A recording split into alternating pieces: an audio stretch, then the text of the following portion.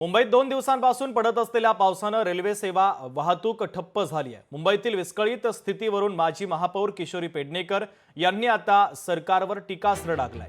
हे राज्य सरकारचं अपयश असल्याचं त्यांनी म्हटलंय आणि याच संदर्भात किशोरी पेडणेकर यांच्यासोबत संवाद साधलाय आमचे प्रतिनिधी स्वप्नील जाधव यांनी। पाहूया। मुंबईमध्ये गेल्या 2 दिवसांपासून पडत असलेल्या मुसळधार पावसामध्ये मुंबईतील जनजीवन विस्कळीत झालेलं आहे। अनेक ठिकाणी पाणी साचलेलं आहे। तिन्ही रेल्वेचे मार्ग ठप्पे झालेले आहेत। रस्ते वाहतूक सुद्धा ठप्प झाले। दरम्यान रस्ते निकृष्ट दर्जाचे आहेत, त्यामुळे अनेक ठिकाणी पाणी साचल्यावरती अपघात सुद्धा झालेत। मात्र यावर आपल्यासोबत बोलण्यासाठी माजी महापौर किशोरी पेडणेकर आहेत। ताई, बघताय आपण खरं तर 2 दिवसांपासून मुंबईत पाणी भरताना पाहायला मिळतंय। काल ओसरलं होतं, आज पुन्हा भरलंय।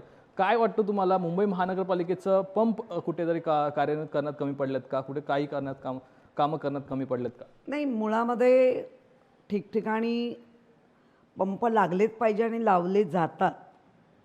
गेल्या वर्षी पण आपण पाहिलं होतं, पंपांना डिझेल मिळालं नाही म्हणून पंप चालू नाही झाले। तर आता पण असं काही आहे का? कारण नुसतं लुटमार चाललेली आहे।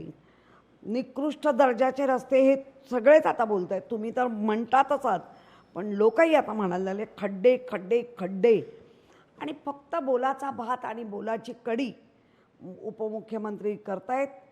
आणि एवढे किलोमीटर रस्ते, 100 मीटरचा पण रस्ते नीट बनवले नाहीत, किलोमीटर तर लांबच राहू दे।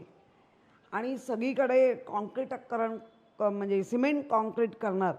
खरं त्याची पण जे छोटे रस्ते असतात आतले, त्यांना सिमेंट कॉन्क्रीटची गरज नाही, पण माझा लाडका कॉन्ट्रॅक्टरचे पोटं भरायचीच आहेत, त्यामुळे सगळ्या मुंबईचा धुवा उडवला आहे। मुंबईमध्ये विशेषतः जे पंप कार्यान्वित करण्यात आलेले आहेत त्यावरती सुद्धा प्रश्नचिन्ह उपस्थित करण्यात आलेले आहेत। कॅमेरा पर्सन विनीत पेडणेकरसह स्वप्नील जाधव, लोकशाही मराठी, मुंबई। लोकशाही मराठी, ऐका, पहा, जागरूक रहा।